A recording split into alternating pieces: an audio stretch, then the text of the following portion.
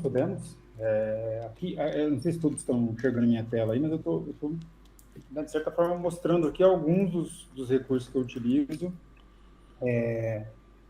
Um exemplo, né, eu costumo criar uma cover aqui, uma capa para o nosso Style Guide, que quando você vê lá na galeria do Figma, né, ele fica organizadinho, essa capa mostra ali. Então, assim, antes de ter acesso ao projeto, eu consigo ver, mesmo de fora, né, o que contém aqui dentro. Então, eu deixo essa capinha, quem vê ali na cover do Figma vai ver exatamente isso aqui, ó.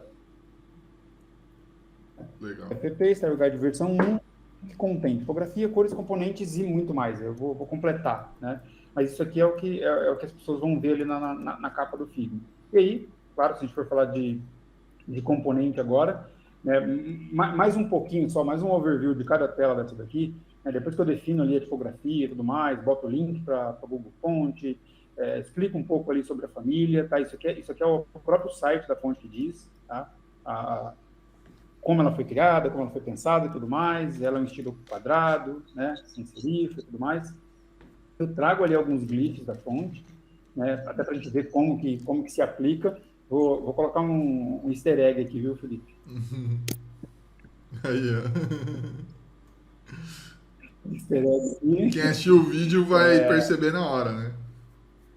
Exato, e aí, claro, eu faço um teste ali, né, lowercase e uppercase, como que ela ficaria nessas duas organizações de estilos ali, né? E começo a definir as headlines. Então, eu sempre defino headline para desktop, para tablet e para mobile. Por mais que tablet não vá utilizar, está aqui na documentação desenvolvida, né? Então, se eu for explicar melhor esse cara aqui, headline, né, é o nosso H1. Até costumo, às vezes, colocar aqui como H1, mas se eu sentir que fica um tanto redundante, eu acabo não colocando, né? E, claro, se eu for colocar, eu procuro personalizar um pouquinho mais aqui também, né, que o H1 é a headline 1. Então, para desktop, ela é aplicada como bold, no tamanho de 64 e um line height de 130%. Eu costumo utilizar porcentagem, que eu acho que fica um pouco mais equilibrado. Acho não, tenho certeza que fica um pouco mais equilibrado. Na hora do desenvolvimento, isso fica proporcional de acordo com a tela. Se eu venho aqui e estabeleço um valor em pixel, né, sei lá, para 64, eu poderia, sei lá, estabelecer ali 68 pixels.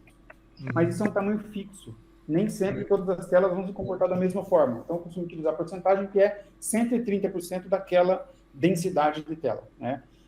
Então, para desktop eu uso 64 e um Lineage. O Lineage a gente encontra aqui no Figma, tá? Então, 130%. Lineage, para quem não está familiarizado, é esse espaço aqui entre as linhas. Tá?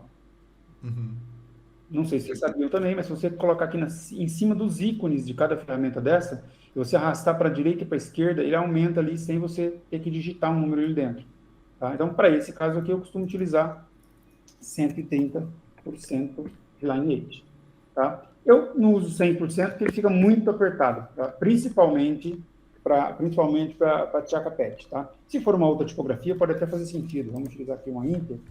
Ainda também não faz tanto sentido. Eu utilizo sempre de 130 para cima. Tá? E aí, claro, é importante a galera também que trabalha nessa atividade, né, de UI designer, testar para cada tipografia. Se eu for me recomendar, seria isso. Para tablet não é muito diferente, 40. Para mobile, né, 28. Então, onde que está essa aplicação aqui? Né? Onde que existe essa aplicação? Onde que eu consigo conferir essa aplicação? Se eu for lá na minha versão mobile, eu vou ver que o meu H1, né, ele tem 28 e ele tem 130 de lineage. Tá? Eu posso transformar isso também no estilo. Não é o tema aqui agora, mas eu vou transformar esse cara no estilo. Então, eu vou vir aqui e vou colocar aqui o meu H1, né? Ele tem 28 para mobile, ele tem 28 pixels. Depois eu vou falar um pouquinho disso também, tá? Eu costumo documentar em pixel. Aliás, eu costumo utilizar no Figma como pixel, mas eu vou aqui, né, um sitezinho que é muito bacana, que é RAM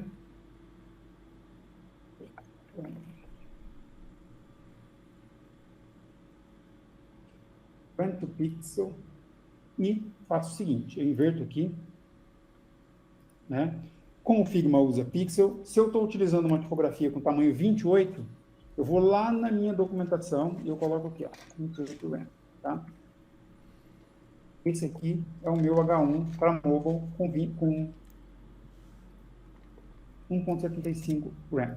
Eu documento dessa forma, tá? Por que RAM? De novo, né? Eu uso RAM e uso o M. Eu não sei se vocês estão, com certeza os devs estão habituados com isso, designers, de repente, nem tanto, né? Mas por que eu utilizo isso? Também de acordo com a proporcionalidade da tela, né? Infelizmente, o Figma não tem RAM e M, ele utiliza pixel. Mas eu faço o esforço de ir lá no site, né? Esse sitezinho aqui, ó, vou até colar para o Felipe no Slack lá, se ele quiser compartilhar. Legal. Vou pôr aqui no chat. Uso muito, e aí eu pego, o que eu faço? Vou lá aqui no mapa, ó, 24 é 1.5. Vamos deixar claro aqui, vamos voltar aos princípios, tá? 16 pixels é igual a 1 RAM. Então, cara, já temos a conta a partir daí. Se eu colocar 32 pixels, eu tenho 2 RAM. Funciona também se você colocar RAM, ele vai converter sempre em pixel para você, tá? Então, o que eu faço? Eu vou lá na minha documentação, depois de tudo finalizado, tudo organizadinho, e vou lá e altero. Então, aqui, né, eu deixo um assim, eu teclo aqui, como ele é um componente, teclo aqui, eu deixo bold, deixo 1.75 RAM e um lineage, aí vem aqui o documento também. Ó, eu deixo de duas formas. Porque no fim, o pessoal vai olhar e falar assim, mas peraí, por que está só o RAM? Eu deixo os dois, tá? Eu procuro deixar os dois para não ter problemas de documentação. Então, no Figma, ele está dizendo que está com 28 pixels. Se eu for aplicar em RAM, é 1.75 RAM, tá? É um recurso que pode ajudar vocês bastante aí, né, na hora do desenvolvimento das aplicações de vocês e tudo mais.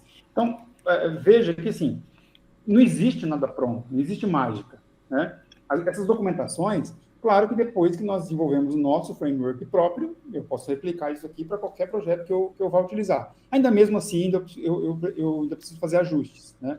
Nunca um projeto vai ser igualzinho ao que eu estou fazendo aqui. Tipografia vai mudar, espaçamento vai mudar, tamanho da tipografia vai mudar, né?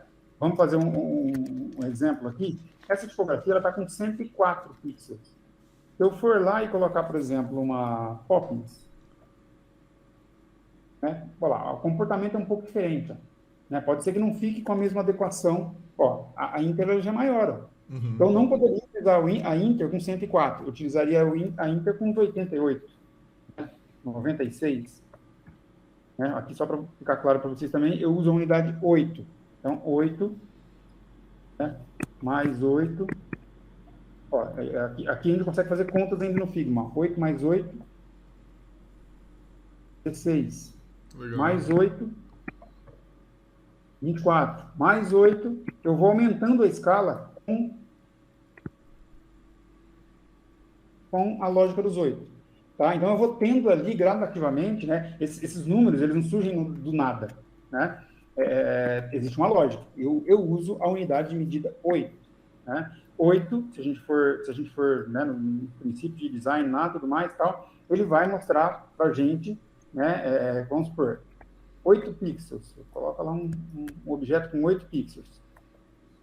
Eu não cheguei ainda, mas eu costumo desenhar as escalas, tá? Costumo desenhar as escalas para o time também ter essa percepção da escala que eu uso, né? Eu vou ter sempre um board ali, né, de size, né, com essas graduações. Eu costumo utilizar lá mais ou menos até o 104. Tá? E aqui no meio do 104 tem 64, tem 80, tem 88, e assim sucessivamente. Mas eu começo com a unidade 8, tá? Que eu acho que é uma unidade que a gente consegue controlar bem, consegue documentar bem, e eu consigo harmonizar bem com o ambiente de tela, que é a unidade de 8 pixels, para começar.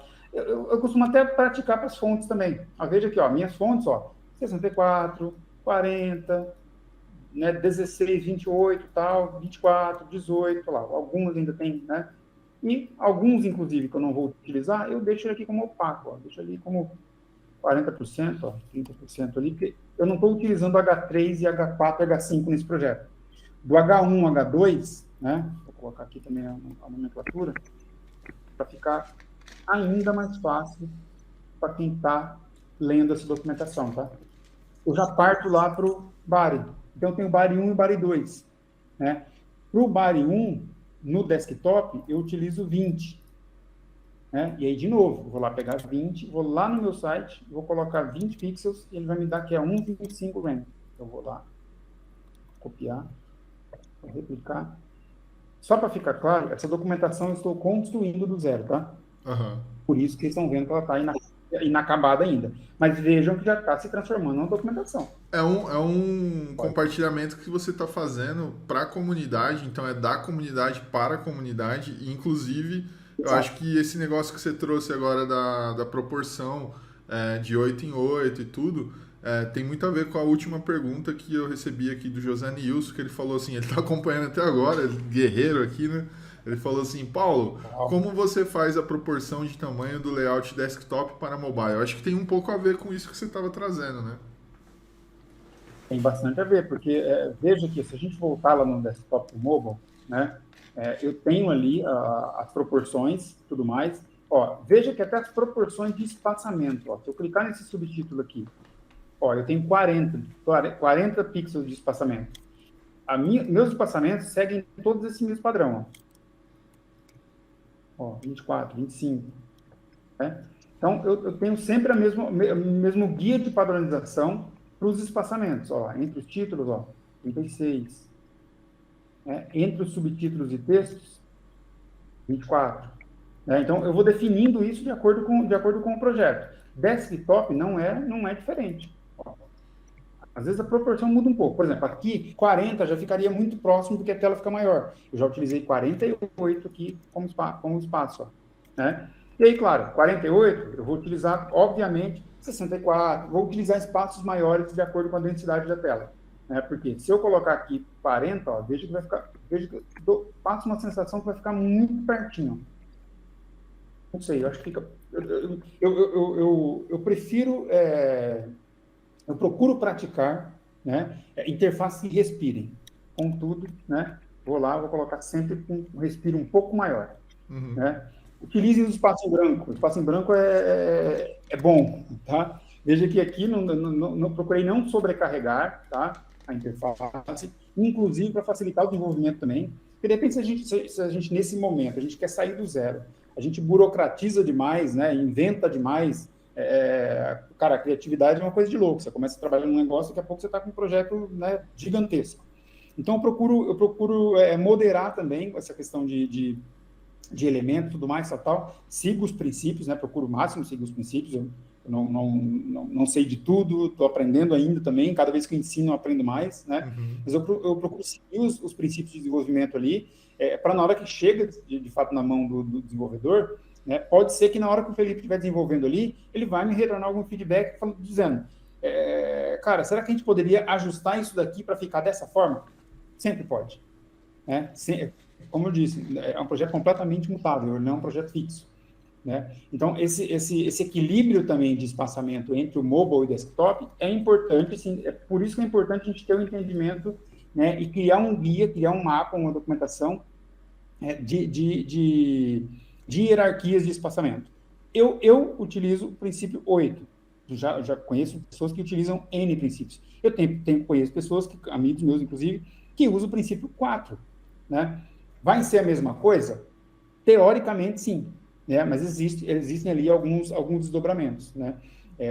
Eu costumo utilizar o 8, porque eu acho que o respiro é um pouco maior e a grade também de documentação não fica tão extensa. Né? Já imagina você começar ali com guia de 4, cara, 4, 8, 12, 16, 18, sabe? A coisa vai 20, a coisa vai ampliando de forma que, sim, fica uma documentação, né, gigantesca. Eu não acho que tem necessidade para os tipos de projeto que eu já trabalhei ou que eu atuo, alguma coisa nesse sentido, tá? Então, eu sempre trabalho com o princípio de 8, escolhi esse princípio para trabalhar. Pode ser que, dependendo do projeto, eu tenha necessidade de me adaptar, e tudo bem. Acho que todo mundo pode passar por projetos aí que precisem se adaptar para poder se adequar a determinados projetos. E, ok, faz parte do jogo, digamos assim.